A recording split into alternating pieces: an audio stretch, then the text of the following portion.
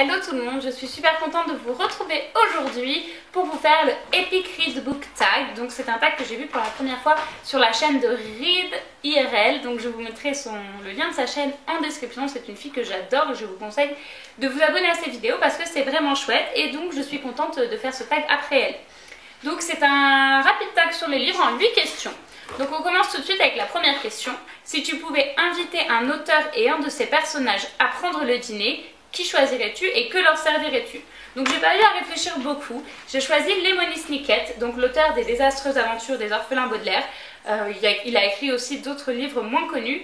Et du coup j'inviterai également le Comte Olaf. C'est vraiment un auteur que... Je me reprends. C'est vraiment un auteur que j'adore. J'aimerais beaucoup l'avoir à dîner pour lui poser plein de questions sur sa façon d'écrire, sur tout l'univers des orphelins Baudelaire, mais vraiment pas que, parce que c'est vraiment sa façon d'écrire qui m'attire énormément chez lui. Et ce serait juste génial de l'avoir à dîner avec le Comte Olaf. En plus, on rigolerait bien et je leur servirais des pâtes à la puttanesca. On enchaîne avec la deuxième question. Pour quel livre voudrais-tu que l'auteur écrive un préquel? Donc j'y ai beaucoup réfléchi, contrairement aux autres. Il y a beaucoup de livres pour lesquels j'aimerais que l'auteur écrive un préquel. Donc un préquel, c'est l'inverse d'une suite, c'est un livre qui se passe avant.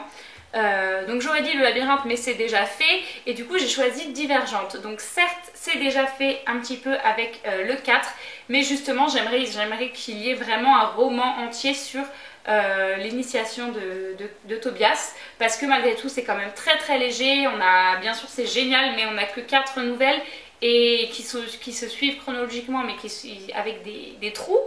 Et du coup voilà, si j'avais le choix, j'aimerais que Véronique Arros écrive un livre entier sur Tobias et sur le avant. Voilà, ce serait vraiment chouette. Troisième question. Si tu devais choisir 2 personnages de livres différents pour former un beau couple, qui serait-il? Alors pareil, là j'ai beaucoup réfléchi, c'est super dur de lier 2 univers différents. Donc je me suis fait un couple de lesbiennes. Donc ce serait avec America de La Sélection. Donc ça c'est le tome 4, je n'avais pas le 1 sur moi. Donc la mère de je ne sais pas comment s'appelle sa fille, Adeline. Donc America Singer avec Ivy de The Book of Ivy.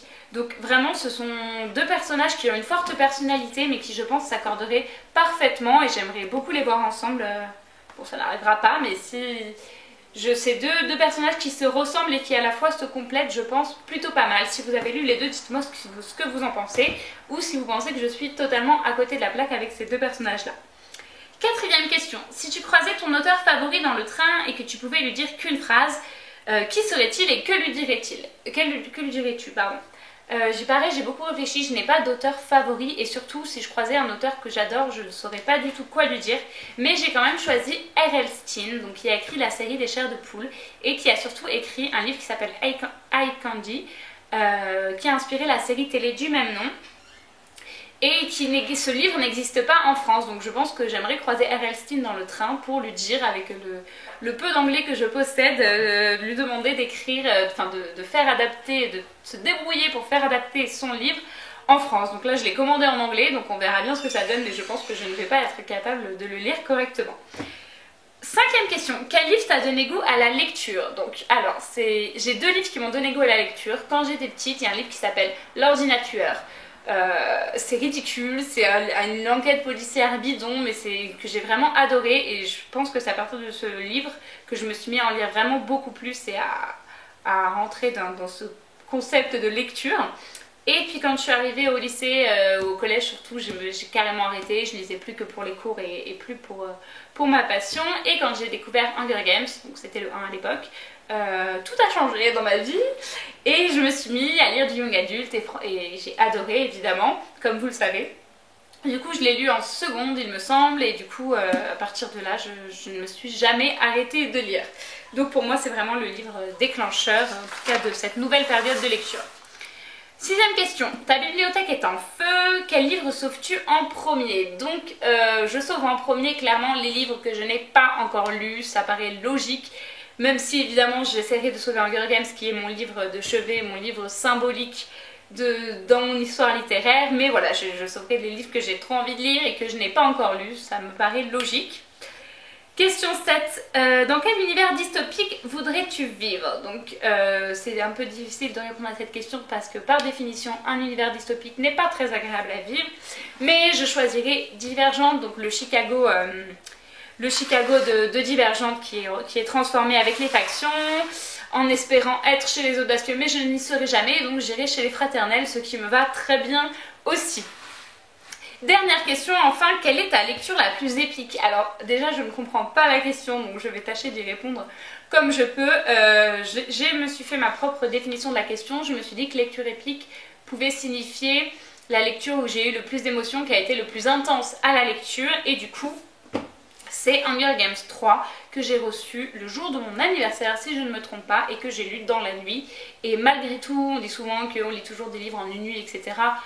Ça reste quand même assez rare pour ma part. Là vraiment c'était pas exagéré, c'est-à-dire que je l'ai reçu dans l'après-midi et j'ai passé la nuit entière à le lire. Je ne pouvais juste pas décrocher et voilà, et j'étais en transe, j'étais complètement à fond dedans. D'ailleurs je me souviens que quand je l'ai relu une deuxième fois, donc déjà je ne relis pas souvent des livres, mais je l'avais relu une deuxième fois, et à la toute fin, en fait c'était peut-être la première fois, je ne sais plus, bref, à un moment quand je l'ai lu, arrivé à la fin, j'étais dans le train et je me suis mise à pleurer et j'ai fait une crise de panique et de larmes dans le train. Ma mère se foutait de moi, ça l'énervait que je m'affiche comme ça publiquement devant tout le monde, et j'ai fini dans les toilettes du train à pleurer comme une débile parce que c'était la fin de Hunger Games, parce que c'était trop intense, comme vous le savez si vous l'avez lu. Voilà, ce tag est terminé, j'espère qu'il vous aura plu. J'ai adoré faire ce tag, c'est des questions qui sont moins anodines que d'habituel, et ça m'a vraiment plu de le faire. J'espère qu'il vous a plu aussi. Dites-moi un petit peu ce que vous en avez pensé, des livres dont j'ai parlé, etc. Je bug sur la vidéo. Ah non, c'est bon. Donc je ne tag personne parce que malheureusement je ne connais pas beaucoup personnellement de chaînes littéraires, mais je vous invite vraiment à le faire, et écrivez-moi en commentaire, montrez-moi votre vidéo en commentaire. J'adorerais voir d'autres personnes faire ce tag. Voilà, je vous dis à bientôt, merci d'avoir suivi cette vidéo, et si vous voulez continuer à suivre mes aventures, vous pouvez vous abonner en cliquant je ne sais pas trop où, juste en bas sur le petit bouton rouge. Merci à tous, au revoir.